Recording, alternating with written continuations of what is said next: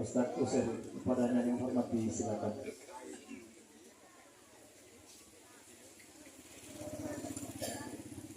Assalamualaikum.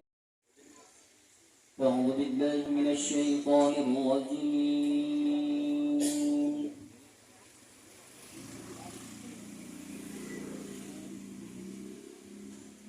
Bismillahirrahmanirrahim. Ya ayyuhalladzina amanu kutiba alaikumus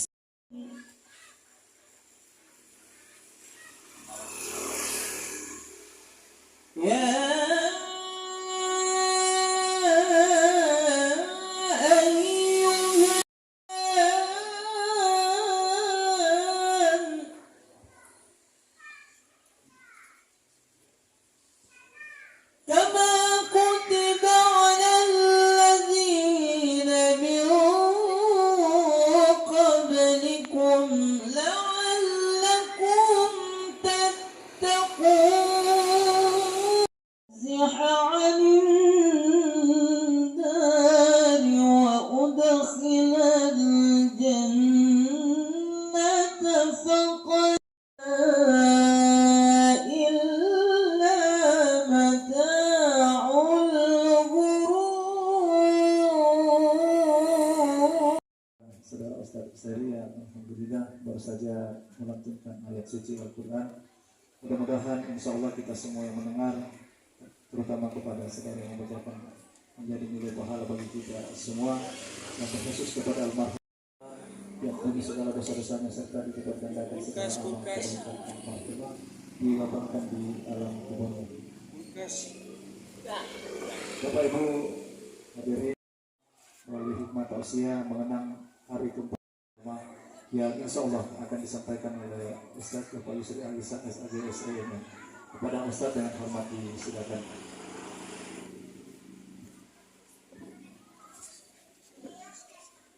Bismillahirrahmanirrahim.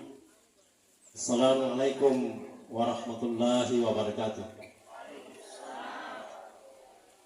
Alhamdulillahirabbil alamin. Allazi khalaqal mauta wal hayata liyabluwakum ayyukum ahsanu amala wa huwal azizul ghafur. Asyhadu an la ilaha illallah wahdahu la syarikalah wa asyhadu anna Muhammadan abduhu wa rasul. Allahumma shalli ala Muhammadin wa ala alihi wa ashabihi wa jami'il mu'minin. Ma ba'd. Bapak dan Ibu, segenap keluarga jamaah takziah dalam rangka mengenang dan mendoakan orang tua kita almarhumah Ibu Deborah, kalau saya tidak salah ingat namanya, Borian, ya, di menjelang malam ke-40 kembalinya ke rahmatullah. Bapak Ibu semua sama saya hormati, dan lebih khusus kepada anak cucu almarhumah, melalui melaksanakan perintah-perintah Allah dan meninggalkan larangan-larangannya. Kemudian kita berselawat buat bagi kita Rasulullah Sallallahu Alaihi Wasallam, bagi kita yang beragama Islam. Allahumma salli ala Muhammad wa ala ali Muhammad. Nabi yang Allah utus ke dunia untuk menjadi contoh yang baik dalam berbagai aspek hidup dan kehidupan kita umat Islam. Bagi siapa yang mendambakan keselamatan di dunia yang sementara dan kebahagiaan di akhirat yang selanjutnya. Dan buat almarhumah Ibu Indah boleh kita ucapkan kembali innalillahi wa inna ilaihi raji'un. Bapak dan Ibu, segenap keluarga, para jamaah takziah dirahmati Allah, kembali lagi saya mengingatkan diri saya dan kepada kita semua bahwa kita hidup di dunia ini sifatnya sementara. Jadi kita hidup di dunia sifatnya sementara. Kalau kita hitung-hitung juga waktunya tidak lama, dan itu juga hanya satu kali. Ya, jadi ada 3 sifat kehidupan manusia di dunia ini. Pertama sementara saja, yang kedua tidak lama juga waktunya, dan yang ketiga hanya satu kali saja. Makanya orang cerdas itu tidak mau melewatkan waktu yang sementara, singkat dan sekali itu, tanpa dia isi dengan segala macam bentuk kebaikan yang akan menjadi bekal dalam perjalanan hidup selanjutnya setelah dunia ini ditinggalkan. Nah, kemudian Bapak dan Ibu keluarga yang saya hormati, ketika kita sudah meninggal dunia, maka kita tidak bisa lagi beramal sendiri seperti di saat kita masih hidup. Sehingga Rasulullah SAW katakan, ketika anak cucu Adam meninggal dunia, maka terputuslah semua amalnya kecuali 3 hal. Ya, ada namanya, pertama adalah amal jariah. Ya, amal jariah ini dibagi 3. Nah, jadi apa itu amal jariah Bapak Ibu? Amal jariah artinya adalah amal yang kita sudah meninggal dunia tapi masih dirasakan manfaatnya karena ada orang yang melakukannya di belakang. Ada orang yang memanfaatkannya di belakang. Nah, apa itu yang termasuk amal jariah? Yang pertama dikenal dengan istilah sedekatul jariah. Sedekatul jariah itu artinya adalah sedekah atau bantuan atau pemberian kita selama kita masih hidup di dunia ini, lalu kemudian kita sudah meninggal tapi masih dimanfaatkan orang di belakang. Nah, seperti almarhumah ini dan anak-anaknya, itu banyak sekali orang yang dibantu selama dia masih hidup. Ya, dia adalah orang yang dikaruniai oleh Allah nikmat umur panjang, lalu kemudian sangat banyak manfaatnya kepada sesamanya manusia. Ya, karena ada 2 indikator orang terbaik di dunia ini, kata Rasulullah. Yang pertama Nabi katakan, khairun nasi man tala umruhu wa hasuna a'maluhu. Sebaik-baik manusia yang hidup di dunia ialah yang panjang umurnya dan baik amal perbuatannya. Ya, tapi Bapak boleh. Jadi kalau mereka intiri kaneta, kemabalo kira kata diri itu pertama. Malambe sungana, masai nama mate, tapi mabalo bicarana, mabalo sipana. Inilah indikator orang terbaik pertama di dunia.